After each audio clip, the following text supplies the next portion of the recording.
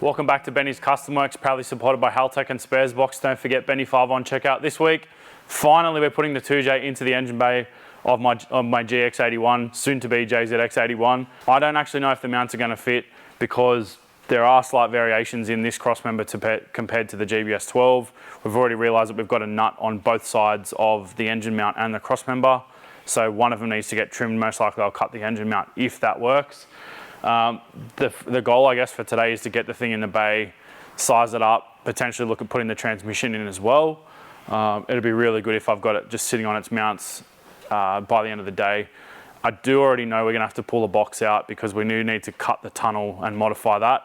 So I'm fully aware of that, but the goal is to at least get it sitting in the bay so I can start sizing up things like plumbing, catch cans, all that sort of thing. We are going to be moving the battery to the driver's side of the engine bay, which is going to require a little bit of fabrication to make a spreader plate for the bolts to go through, or the nuts I should say. So a little bit of work, but it's going to be all worth it. I'm really excited and I'm so happy with how this thing's progressing. So going to dive on in and hopefully we have a win today. Fingers crossed. Wish me luck. Woo, 2J. It's the Woo J. There are still a few things I need to do. Well, one thing I need to do before I put it in, I do need to get the dash coolant temp sensor off this engine. Off the 1G and put it into this. I'm really hoping we don't have a difference in thread or any functionality difference like that. I do need to roll it over and it is very heavy. And hopefully I never have to deal with this engine on the stand again. That was the other thing actually. I have been playing around off camera, believe it or not. And I did modify our e-throttle bracket, which attaches to our tough mount engine mount. And I've added some bracing into it. So we've got this diagonal brace here, and I've also added the front piece here to fully encapsulate the throttle motor. So there's absolutely no flex now when it's driven. We've also added a Variome TPS directly on the back of the BMW drive motor. All we had to do to add the Variome was just space it using a 2mm thick washer. And apart from that, it was a direct fit. So stoked with that. The bolt spacing is correct. The D on the shaft is correct. So if you are going to use one of these, I highly recommend to add a Variome rather than put a potentiometer or a sensor on the end of the rail because you're literally getting the drive shaft position rather than the blade position up here. So there's going to be no variation in linkages or vibration or anything. So being that e-throttle is so sensitive, it's really good to have it down here because it takes out any potential issues or anything like that. So recommend. So conveniently, that is a coolant temp sensor bung. So it basically is a block off because the JZS160 that this had uses the ECU 2-pin sensor for both the dash and the ECU. So the older cars used a different coolant temp sensor for the dash than the ECU. It was 2-wire for the ECU and single wire for the dash. So I've got to re-add our single wire back to the cylinder head. This literally looks like a sensor just without the potentiometer or without the sensor component installed in it. So I'm really, really hoping that it'll be the same thread because Toyota like to do things pretty easy. I don't want to say lazy, they're an intelligent manufacturer where they use a lot of stuff across different models. So let's hope that's the same case here. Get all this junk out of the way. So far so good, Gian. Oh yes, love it. Love bashing my hand on a block. It's my favourite bit. At least it's not a cold first thing in the morning. Yeah, man, I love a good hand bash in the middle of winter. That's my favourite. Hey, I think we are on the dance floor. Oh, speaking of on the dance floor, help me up. Oh, laugh it up. Yeah, that's straight in, bro. Beautiful. Love it. Nice one. What do you mean it just works? Toyota things. People who own Toyotas like this do speak highly of them and refer to them as Lego-like. Sure. I guess that's one of the reasons. Take your word for it. You haven't heard that? No. Really? Am I talking shit? Maybe. More often than not. Do I want it on that side? Probably not. That's clever. You just ran that the other way just for aesthetics? No, so in case it can't hit the belt. If the belt comes off, it won't cut through the wiring. Ah, nice. So then now this will go up here into that. And I'm actually deleting this connector anyway because A, I don't have the other side of it, and B, we've got 2 lots of wiring. So I'd say this plug's actually off a different car. So I'm going to put these 2 pins and that pin in another 3-pin connector itself. Jeez. just so it's all together. This is the time-consuming stuff, hey? Yeah, all the small stuff. But this is all the stuff I can do that Dave doesn't have to do. So I don't think we actually even need this connector. Sorry, this switch, because the other compressor doesn't have it. But being that the wires were just floating around, I'm just going to put it all in one connector. Worst case, it's at least tidied up, and if we do need it, we've got it. That compressor's going to actually have to come off later anyway to swap the head over. But I also don't have any aircon fittings. It's going to put it a lot more under that. So I wonder if it's going to be a case of bolt the lines up, then mount the compressor. Because the 1G compressor actually sits on more of an angle that way. Like this compressor's almost vertical, whereas the 1G one's a little bit off to the side. Could it be mad if I could swap, like if I could build one compressor out of two? Should have used the block drain. Probably because it's on the side. It'll be fine now. Shut up with your block drain. Block your drain. Before we put the engine in, we've got to do the power steering lines. These are our JZX81 power steering lines. So we got these from Dan Beekmans, who's a legend in Victoria. He does tons and tons of Cressida and X platform wrecking. He's very, very knowledgeable, and straight away I said, yeah, we need this, and he had them lying around. So gonna whack these in. You do need to change these pretty well with the engine out, or at least with the engine lifted up. So we are gonna do it while it's out. I do need to replace some rubber inserts in the brackets because they're a bit loose, but I actually rated the rubber inserts from the transmission cooler lines from the auto, and they're actually the same rubber part. So that means we can fill the spaces in this, and then it's all gonna work sweet. Save us trying to find stuff later. And the other thing I'm gonna get rid of is that reservoir. Because you didn't clean any of this up from last week? No, because last week was actually yesterday. Because we're in the middle of a project, bro. How is that light hanging on? Magnet. Oh yeah. Oh, that's secure then. So they were on the automatic transmission lines before. It's basically just a piece of rubber insulator. It's gonna work fine. That feels loose as to me. But like the thread actual, goes yeah, in. but it's 1 mil different. Wow. So that's like cross-thread city. So now what do you do? Well, I don't know. It might be fine.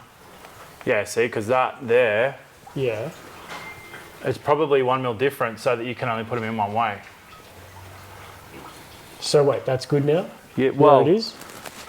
maybe. Where you just put it? Was that where you... Yeah, it can only go in one way, and this one looks bigger. And now whack this on here, and then that goes there, and that goes like that.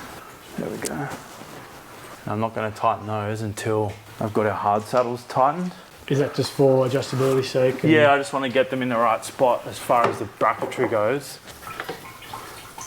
There we go. It's a very odd patch of rust. We talking surface rust? Yeah, it's kind of just surface-ish. That's the shitty thing about these blankets is they hold moisture.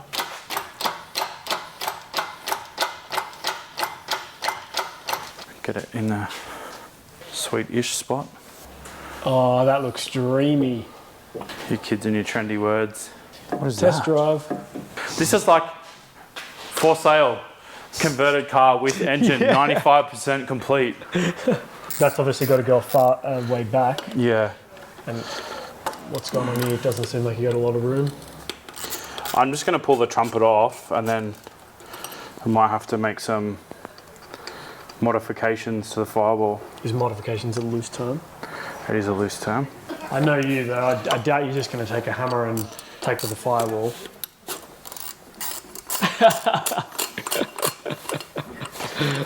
The bay's getting painted anyways, Yarn. Okay, all right. Let's just say the Cresta may have a similar ding in its firewall.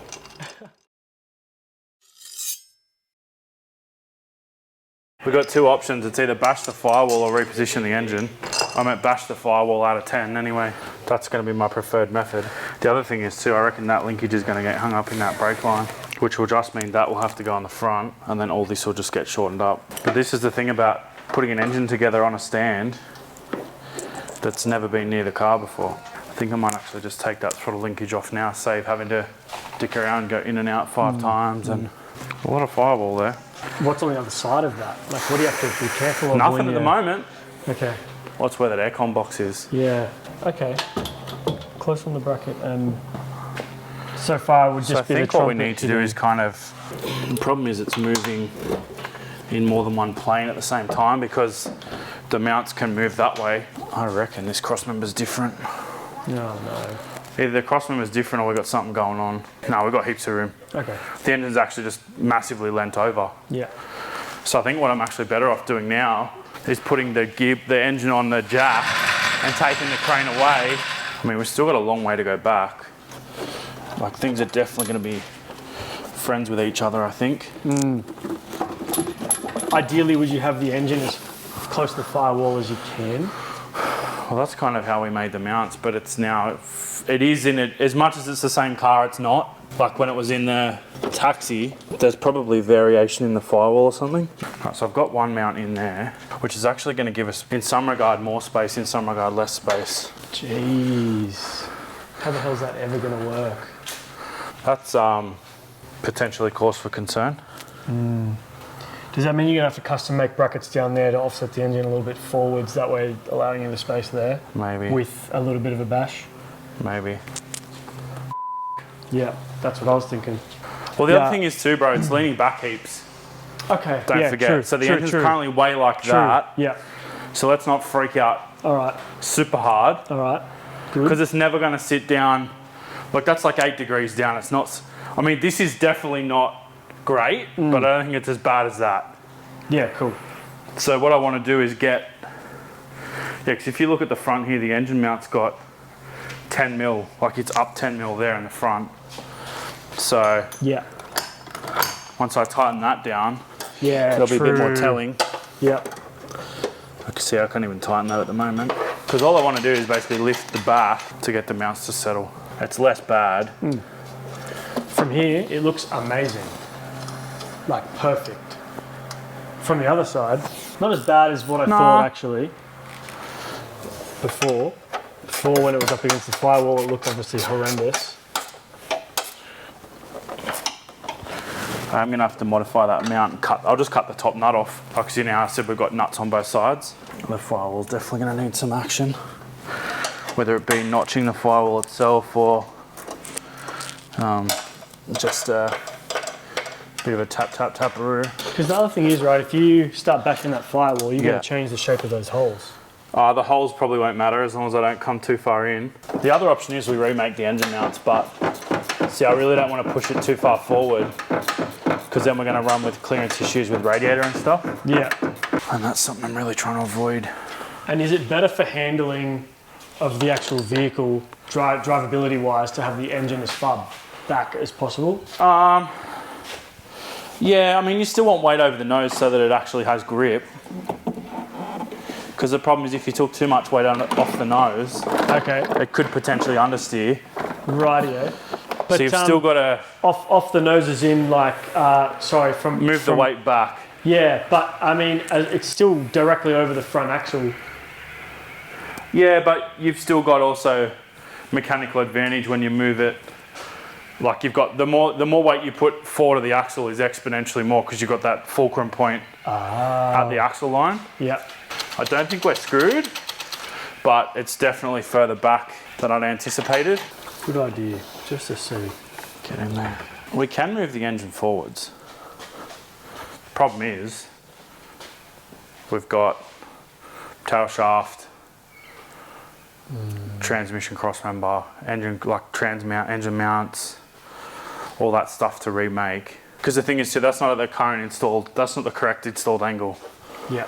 So I need to know Of course. where we've got to put the box in now to work out what that angle is. Because the other thing is, it's still going to need to be a lot of forward. Because that's the thing, even if we go Angle, forward angle, like tilt. well, angle. yeah, Is that or what you bash the crap out of it. Yeah. But I'd almost prefer to make the engine mounts all over again. So would that involve basically cutting these Cut the welds. and move them like this way, No, the other way. the other way? The engine would go forward. I think the first thing we need to do is actually get the gearbox in Yep. and get that level position and see where the actual engine sits with Okay. it in the installed position. I hope those aircon lines aren't in the way. Power steering line reaches, but it needs the GX81 aircon lines. because currently it hits that, but I'm sure once the correct one's on there, it's going to be sweet. Now that the supply line's crimped, the return line's leaking. Oh, damn it. Where's my phone? Did you say we have to modify the tunnel? Yeah, it's probably going to need a few bashes here and there. Yeah. As in, like, this is so far up, how the hell are you going to know? It tapers in or whatever? Yeah. Okay. Well, Better bring it back down anyway and pull the shifter out. Well, as long as you're not concerned about that, then good. Come on, you Prindle. Success. Yes. I was like, man, I don't have to pull the console out again. Although in saying that, it has to come out anyway. It may come forward on some of those holes. Yep. But we may have to make the whole thing again. It is what it is. So you can't come down too much? Yeah, but don't forget that engine's not at the correct height, like level-wise. Yeah, right. We've actually got a heap of room. How do you even weld these or modify these, and how do you even support the engine to make sure it's in the right spot when you go and tack it up? Pack it all with like timber. Yeah, right. We'll slip some shims in here. Yeah. And then get it level, and that'll get us sorted. So we have run into some clearance issues with the ITBs on the firewall with our existing engine mounts. Now, we never actually designed the original engine mounts to work with this ITB manifold, so there's every chance that we would have had a similar issue in the Crown Comfort anyway.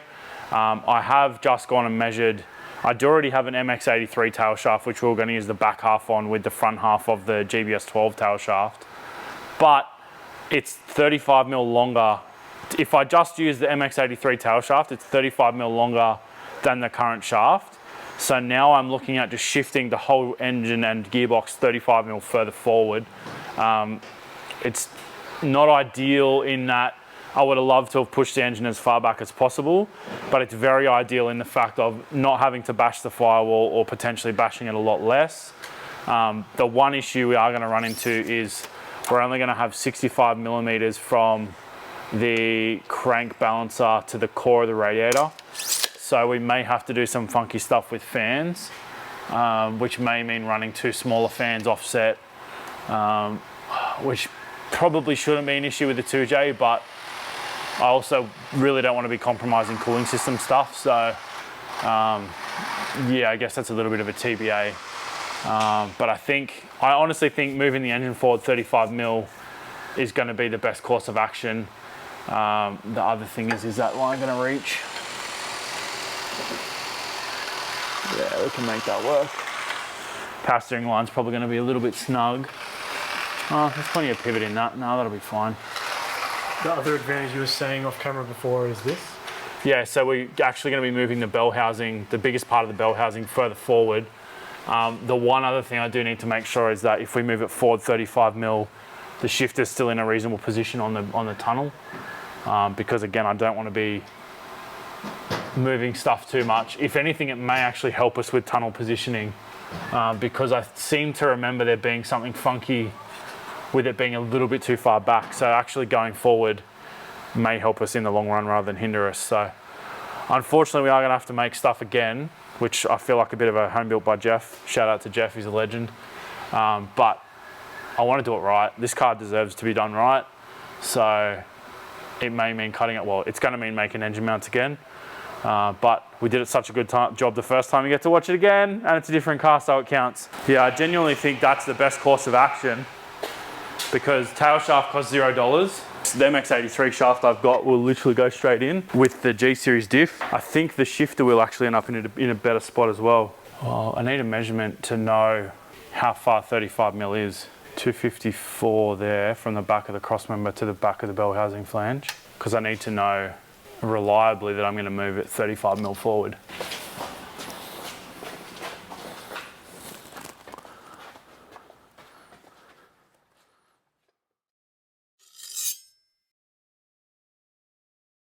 For anyone who's new to the channel, I thought I'd explain what this gearbox is if you haven't been across it from the original build with the Crown.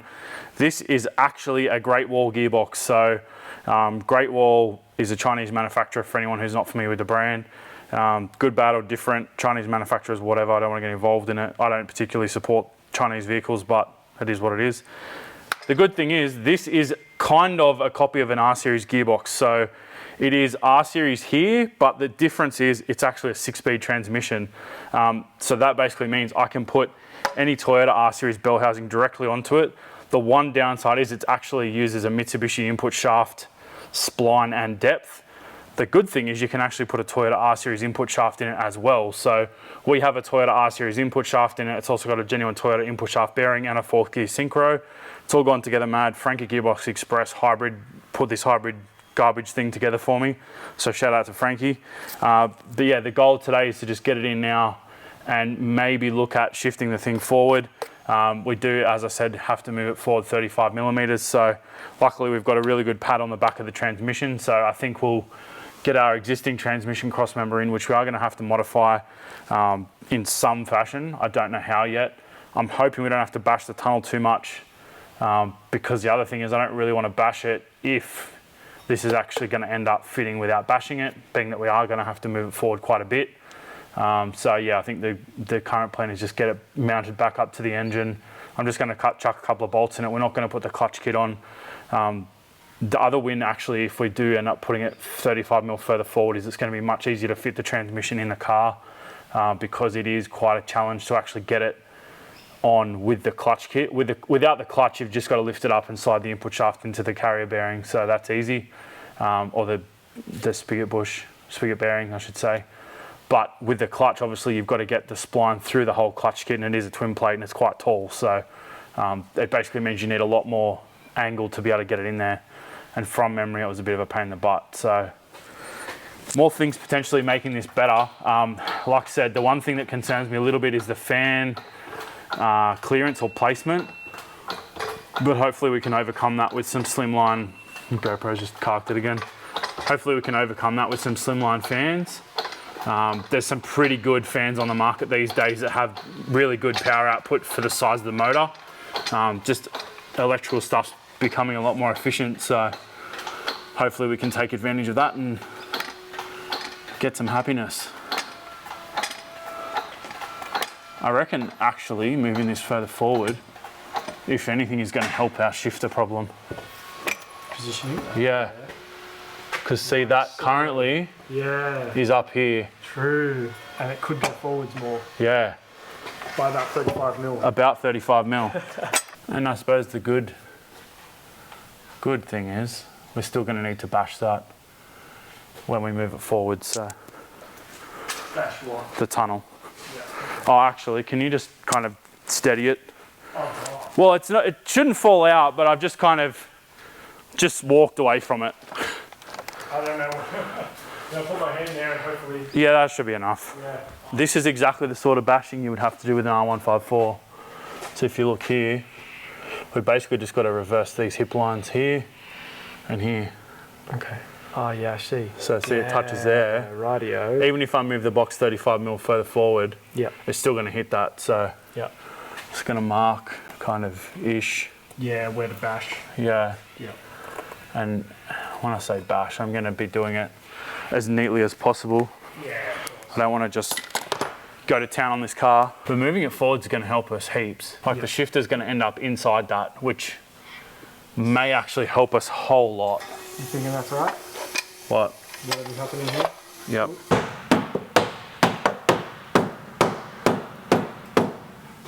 Most of that discoloration is actually shit off the face of the hammer. I can only imagine how much sound deadener is just sitting loose down the side of the tunnel now. The good thing is having these might be much simpler, like just building a new little top hat, like just having to move it forward now rather than having to cut into the seat rail cross member. I think the chains are going to cause us problems. I mean, it really cannot fall off at this point. The only way it could fall off is if we had a hydraulic failure. Yeah.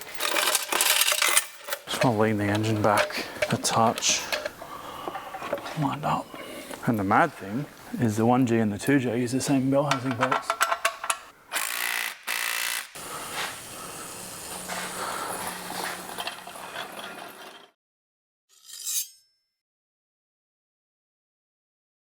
So there to there, yeah, mad, there's 35 mil there. So what I should actually do is re-drill that. Just drill that hole back there 30, or re-drill both of them back 35 mil. Yep.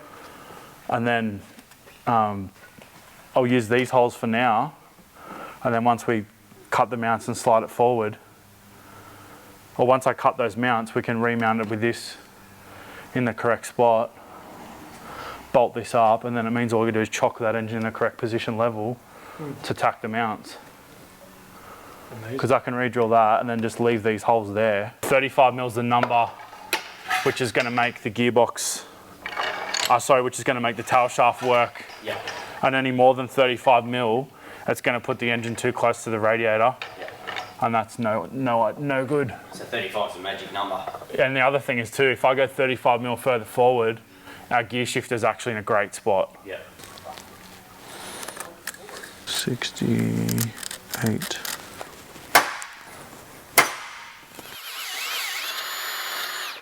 Wrist breaker 5,000. If we go left to right, what's that going to do for us? Sorry, as in get this one and put it over there, and that one goes over here, because it's offset a little bit to the back at the moment. Amazing. And the shape of it's the same, it's like the same over. Let's us just get the tape measure out, because I would laugh if that's the same plate left to right. That's the same plate left to right, bro. I would Could be on. be very, very, very, very happy if we could just swap them left to right. That would be too good to be true. So what is that distance there? So that's 20 mil, that's 55, that's 75. Divide that by 2, and what do you get?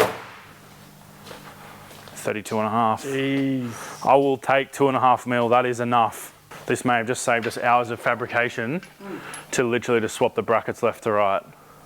Well, let's see. The only concern is if the tough mounts bracket, the spool is at a different height. Yeah, true. But it's currently the easiest thing to check. Yeah. And it costs us nothing in time or bits. So let's start there, yeah? The only other issue I can foresee is if the mount is not parallel. Of course. If I've welded it and it's angled 6 degrees or whatever there. But if I go 35 mil, shit, that's a lot. Makes me nervous to move it that far forward. Yeah. The good thing, I guess, is that if it does go 35 mil forward, the hesitation is the radiator. Yeah, of But I course. suppose the other thing is too, I've got 10 mil of play there to actually modify these and creep the radiator forward. Like, so that could actually become that. I like what I'm looking at, Gian. Lovely. I feel less. That's what we want to hear. I feel less anxious than I did an hour ago. That's standard GS300 heater hose, just straight on. Would you That's get another mad. one anyway and sort of delete that loop, or is that needed? This loop? Yeah. Well, no, because you got to come up and around, so Too sharp of an angle otherwise. yeah. Might kink it or restrict flow. Yeah, I don't know. And then the other thing is we'd probably have to modify the thermostat housing a bit. Maybe cut and clock it or something. But worst case, we can cut that. It's probably 35 mil, 36 mil. So we could use a 38 mil, like 1.5 inch alloy bend. Just Cool. give it a like 50 degree or 60 degree bend or something. Oh, we don't want the back hook, just the front hook.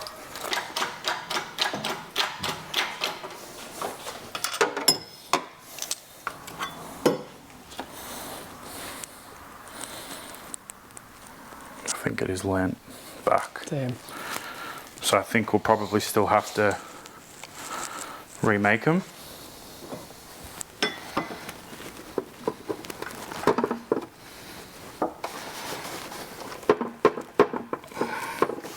This is going to be the hardest part now because we've got to slide the engine forward.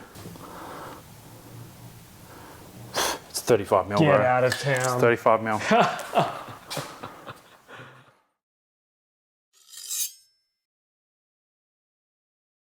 I wonder if I go engine down and then put the jack under it. Oh, yeah. That's what I want to see. Do you want me to help somehow? Oh, maybe. Far out. I need to lever it. 'Cause, yeah, it's got to go a fair way forward. Can you put the crane on both of these? And then lift the whole Maybe. thing? Or... See, it's like it binds up straight away. Yeah. It's almost like Wow. I'll be better off to go up and take the back mount off altogether, like the back cross member.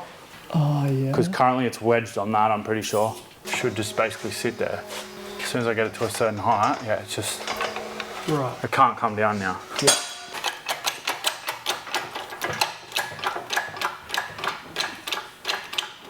Yeah, mad.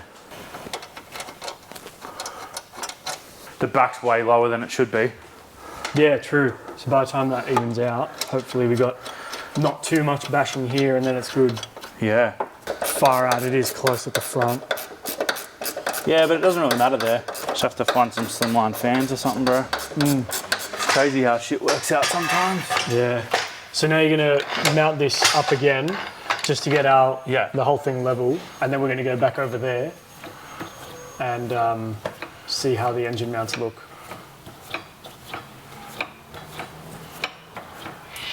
Bro, that shifter literally is in the tunnel now. What? It is telling me it needs a bit more bashy, but I don't think the engine's not square.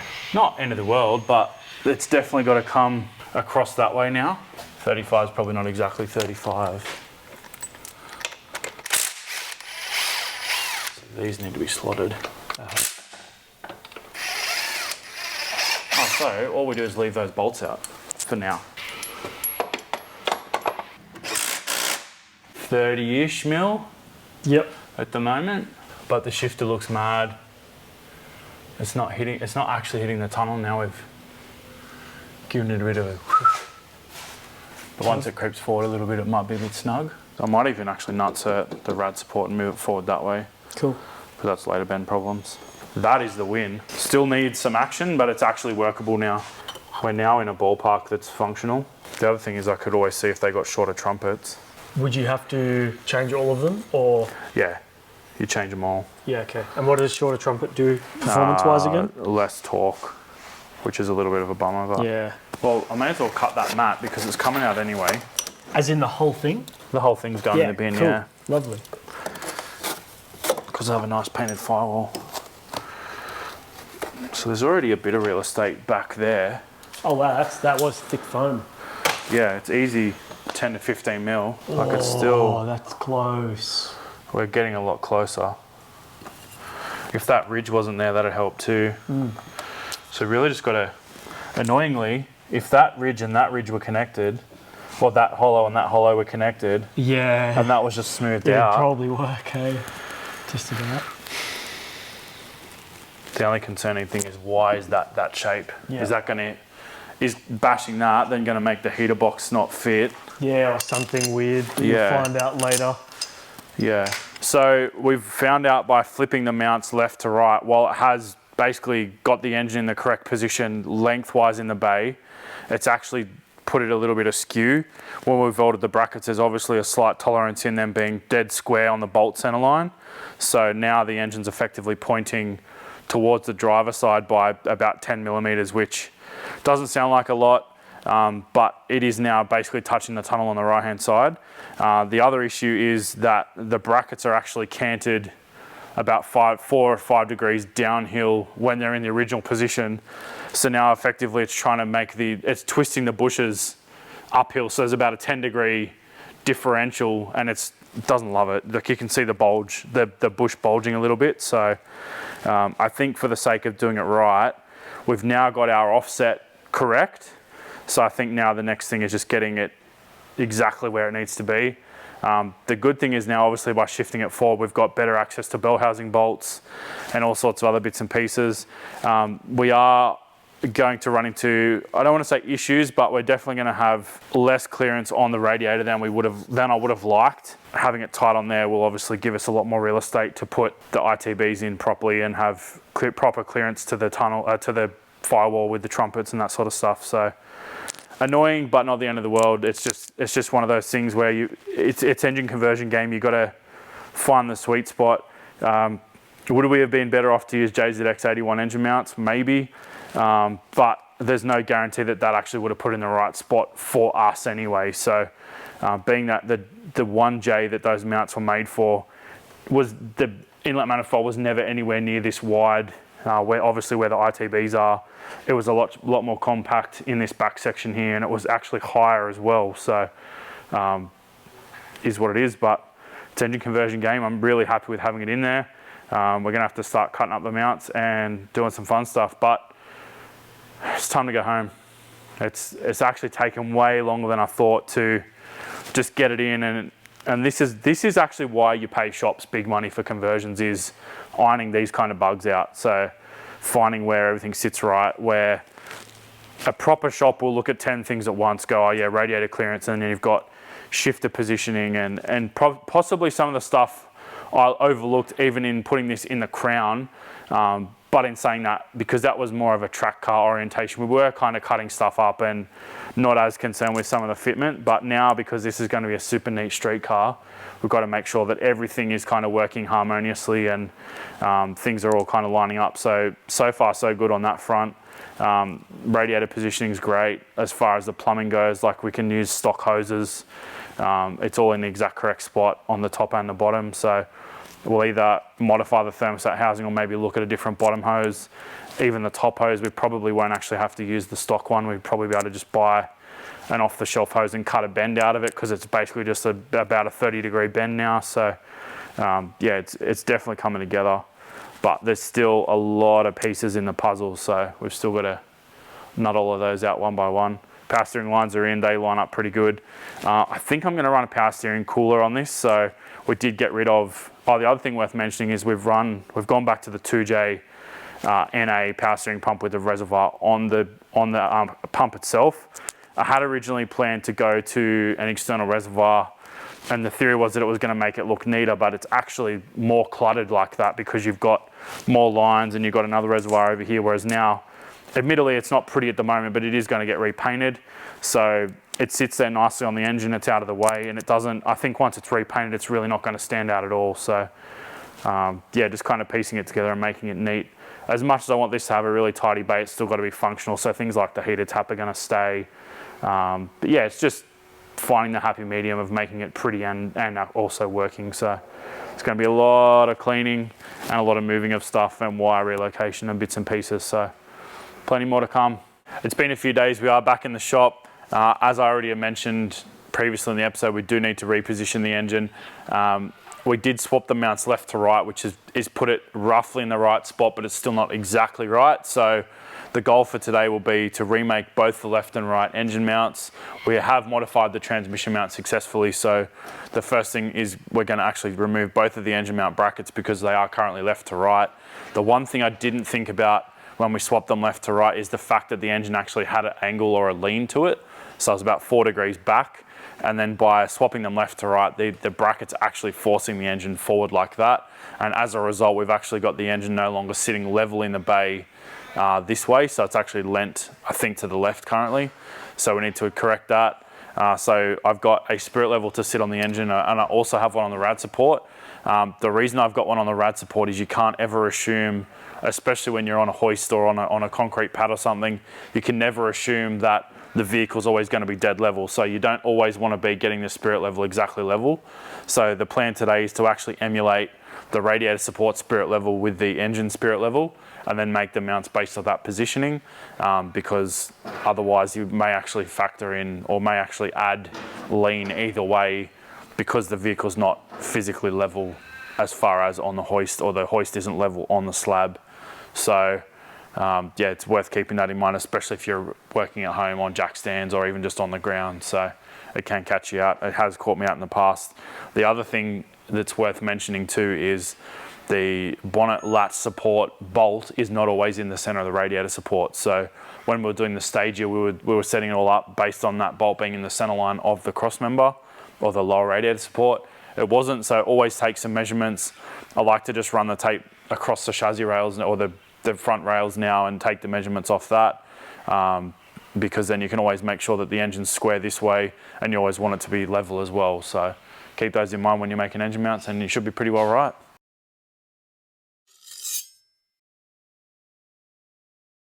Yeah, so currently the engine is down on the passenger side by, I don't know, a couple of degrees, give or take. So we need to first and foremost correct that. But I think the first thing I actually need to do is remove the brackets and cut them all up, because we need to salvage some bits from that.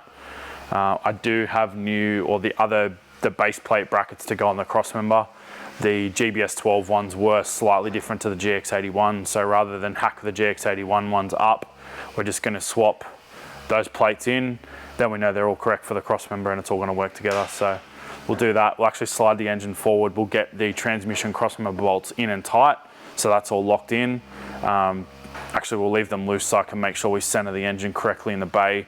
That should also somewhat correct the tilt because it is currently sitting askew on the crossmember at the back. So yeah, there's kind of a lot in play here, and I'm trying to kind of work backwards a little bit. This isn't really the way I would normally mount an engine, but because we've already kind of down the rabbit hole with the transmission crossmember made, you can use that as a bit of a datum and then come forward and level the engine off and that sort of stuff. So a few things in play today, but we'll get it sorted.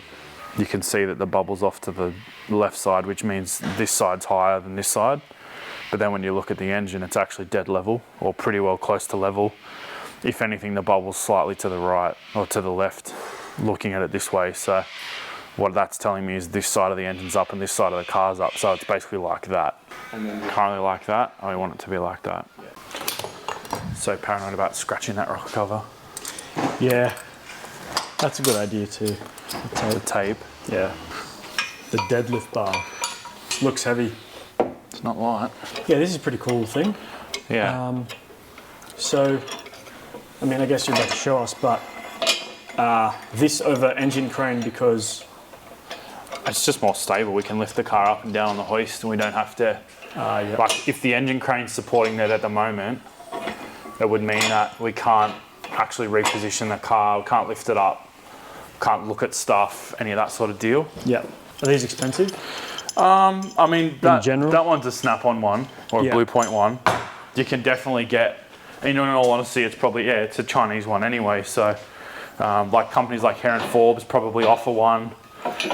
Heaps of different tool and equipment suppliers would have them. So you don't by any means need a snap-on one or a Blue Point one. But it looks like a must-have for this kind of engine conversion. Yes and no. You can definitely get away with other stuff, but like this is actually really good for pulling gearboxes and stuff out of a front-wheel drive car as well. So because obviously a front-wheel drive car, the engine or the transmission normally is at least one or two of the engine mounts.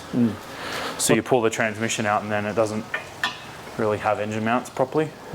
The current goal is to just get the engine mount brackets out. Yeah, cool, so that's out.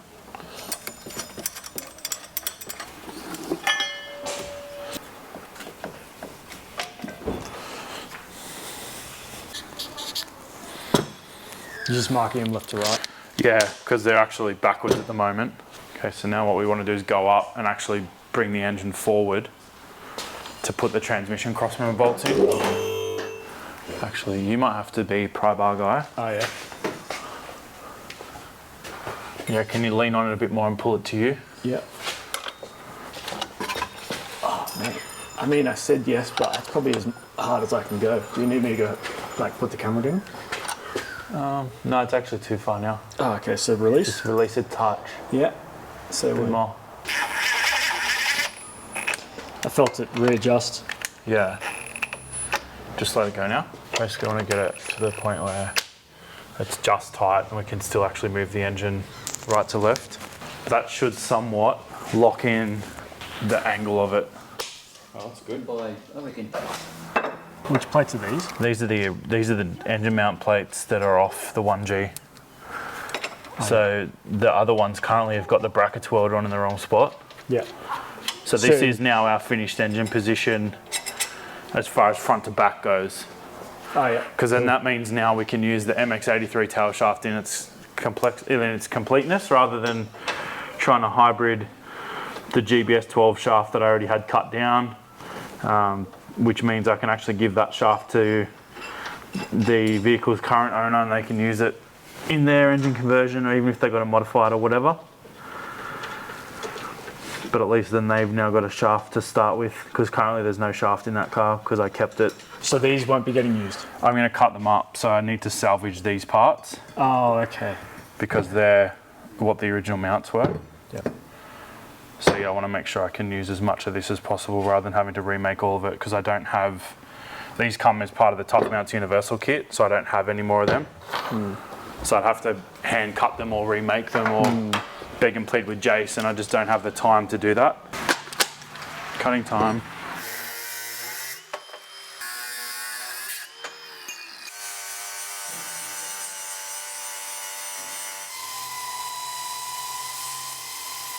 Is that you squaring it off? It's just me cutting the base plate out of it because the base plate's obviously still attached. So if I was to weld that to the bracket now, it's going to make it 5 mil higher.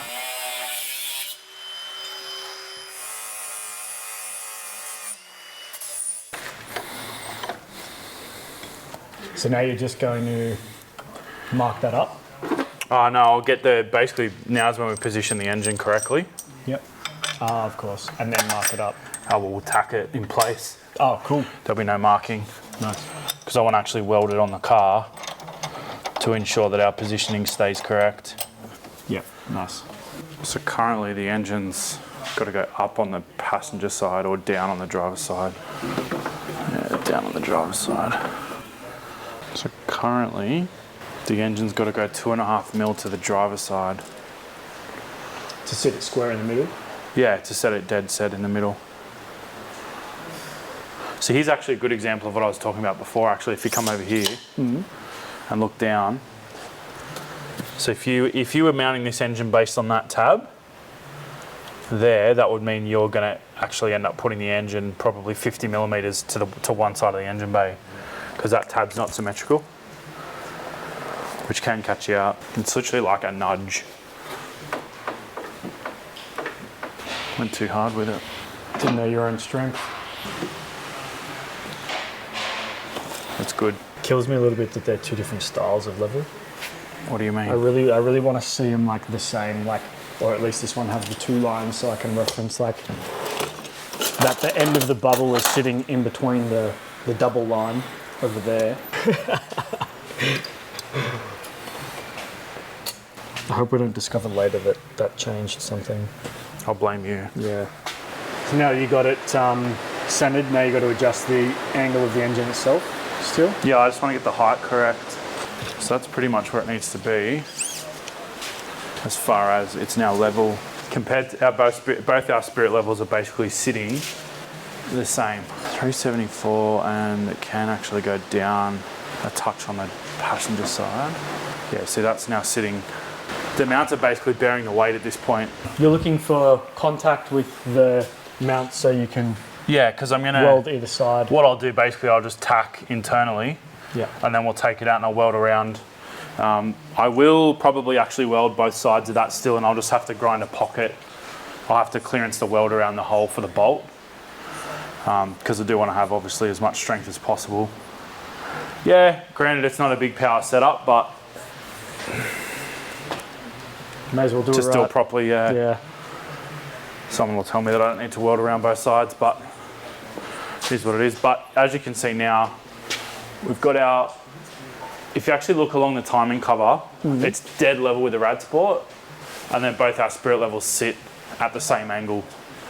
The offset angle of both the spirit levels is the same, is what I'm trying to say. So it's perfect. Perfect enough. Yeah, see that is actually now sitting on the mounts. They're both loose. Which is good. Yeah. That's sitting where it wants to sit.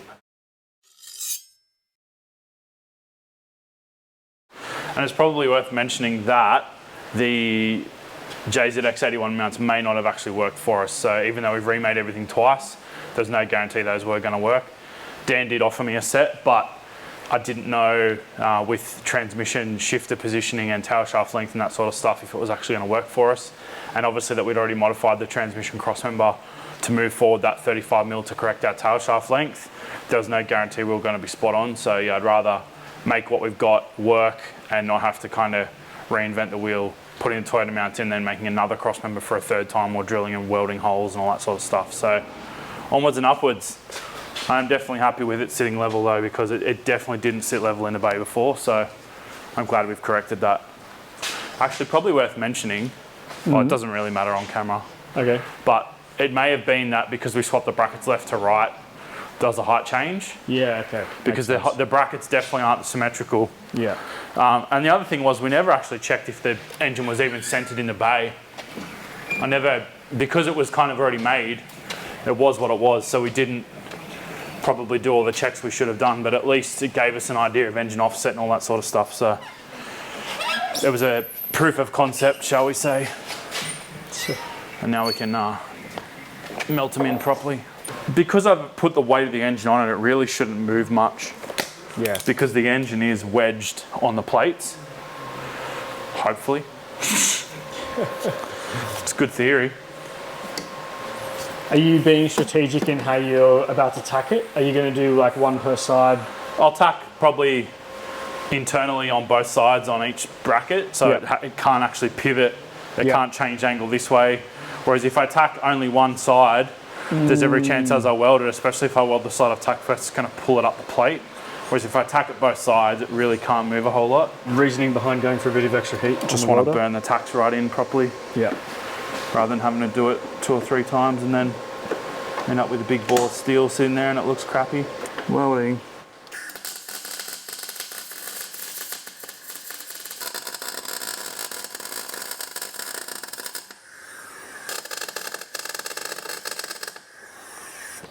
You're obviously happy with how that went?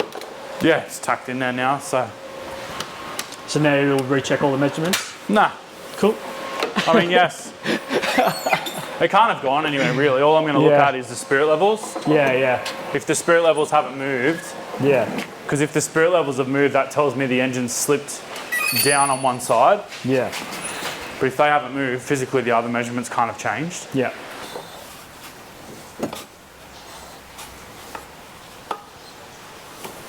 So you'll MIG weld? Yeah, I'm not going to TIG it.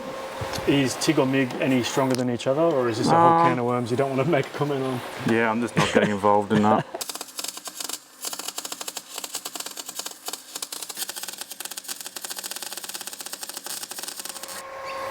It's good enough. Oh, surely that's heating up. Probably. I'm only putting it on the ground. No, I mean for your hands.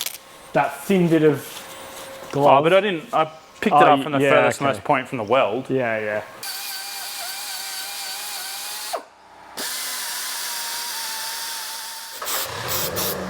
Day for it. Yeah. That's why I deliberately didn't let it cool down too much. Ah, smart. That's what the tow hooks are made for.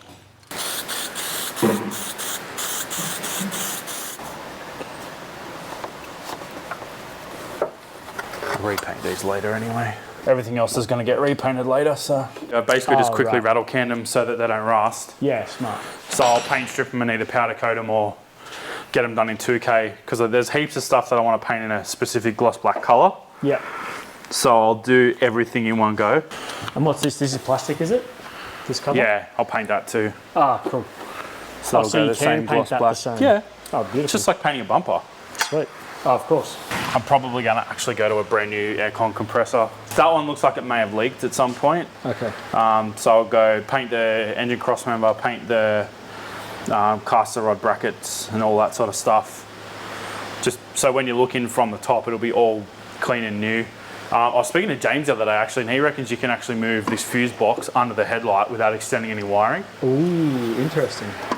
He said the only wiring you've got to extend is the alternator, which I've got to extend anyway. So if I can move this whole thing, these connectors included, under the headlight, that'll be mad. That could be so neat. Just tuck it all out of the way. Under the headlight? So it'll be here. It'll be a bit of a mission. Oh, yeah, righto. But yeah, apparently it can go down here. What about accessibility though? Well, that's what I mean by it being a bit of a mission. Yeah, so as in like if you, as in like if you do have to change a fuse, it is a mission sort of thing? Yeah, probably. Yeah. Oh well, worth it for the... Hopefully it doesn't need a fuse changed. Yeah.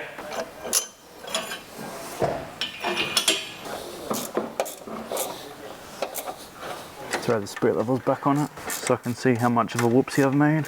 Actually can't go back on it. Oh, I can always cut it and grind it and weld it again. Just won't do it on camera and we'll pretend it never happened. I mean, that never happens. Yeah. You realise I'm filming? Yeah. You're also editing though. Which I don't know if that's good or bad. Good for me. Right edge. Right edge.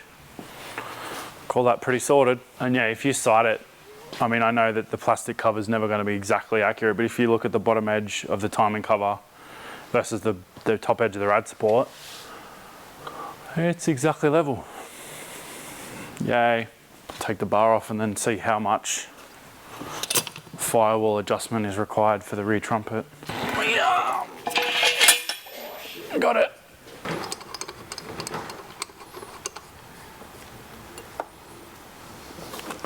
So that's the current situation. It's not too bad. I mean, it's feasible now. Before it was like not a thing. What's the game plan now? We'll just basically have to bash or gently massage the firewall in that general area to just give us a bit of space. So it's basically going to mean pulling all the trumpets off, probably at least the back 4 trumpets, to be able to get in there and not risk causing damage to anything. I know people are going to say bashing the firewall is rough, but we need to adjust it, and then it's going to get repaired or smoothed out when the bay gets painted. So it's not just going to be absolutely belted. For what it's worth, most aftermarket plenums are going to require some sort of firewall adjustment in a X8 platform in this area, whether it be a Hypertune or all the other manufacturers that make the plenums. Like, they all are quite large in this back section and quite wide compared to the stock 1J or 2J plenum. So it is just a fact of engine swapping these, or even plenum swapping these X8 series cars. So yeah, it's just is what it is. But yeah, we'll do that, and it'll be basically undetectable once we have the firewall or the engine bay painted, so you won't really know it was ever there. So hopefully it's all pretty neat. And we've also got to factor in we need at least a 10mm clearance all the way around the throttle for engine movement. So yeah, we need to factor that in as well, obviously. So should be right, but it's coming along. What's on the other side of the firewall? Dunno. How much room do you have to work over that side? No idea. But if it doesn't fit, we'll modify whatever's on the back as well. It's the aircon box, so worst case we just have to modify that a little bit, but I'm not going to be bashing it. Like, realistically, it probably needs... What's the distance between trumpets is 18mm. And currently we've got 5, so we need 25mm really. So it's not too bad. It's not as bad as it's not as bad as when we first put it in. We were looking at moving brake lines and notching the firewall. Let's put it that way. Yeah, a long way out. So it's definitely coming together a lot more. Castering line reaches too, so it's another thing that's a winner. Obviously the aircon compressor head needs to change still, but that lines up, so that'll go in there. And yeah, once we've got the correct aircon compressor combined with the correct fittings on the top, we can potentially actually bend that a little bit, because it does look like it's been bent. It's not sitting exactly correctly, it's pointing down, so I reckon someone's given that a bit of a tweak to suit a specific aircon compressor at some point, so we'll be able to make similar adjustments later on. Well, that pretty much wraps up our episode. We've now got the engine successfully mounted correctly depth-wise, and it's now flat in the bay. It was leant over at one side and it was obviously too far set back, so we've now corrected those issues. And as a bonus, we've now got the shifter in a better position, and it also means we can actually use the stock MX83 tail shaft from a Cressida, which I already have. So a lot of fiddling around, but it's actually saved us time in the fact of more money not having to buy a new tail shaft or have a new tail shaft built. The shifter is actually in a better position, and it probably means we don't have to now modify the tunnel the way we did with the Crown. Paulie has taken away our reverse lockout, and he's actually going to modify that so we don't need the reverse lockout assembly or cable anymore, which will mean a much neater shifter boot. And it also means better clearance on the tunnel as well. So a few little things are going to kind of bias millimeters here and there. We do still need to relieve the firewall a little bit for that rear trumpet, but I feel it's now a number that we can actually achieve by modifying the firewall rather than having to physically notch the firewall and potentially even cut up the heater and the aircon box. So it's definitely moving forward. Next episode, we're going to be playing around with the car. I think I'm probably going to try and tackle the e-throttle pedal. We're going to be using an X-Trail pedal and then modifying that. We've also got some new parts coming as well, potentially a rear sway bar, which we're currently co-developing with another company. More on that later. And also I've got some wheel bearings for the front coming. Someone very obviously noted that they were noisy in an earlier episode, so I do have some genuine Japanese wheel bearings coming for that, as well as some other bits and pieces. So the progress is continuing. We are actually going to be putting an 86 diff in this as well. I'm currently trying to source one of them, so as soon as I get that, we'll pull the whole rear subframe out, replace the bushes, put the 86 diff in, and we've also got a bracing plate for it as well. So plenty more to come. I really hope you guys are enjoying this as much as I am, because yeah, I'm really stoked with how it's coming along. Thanks for watching, guys. We'll see you next time.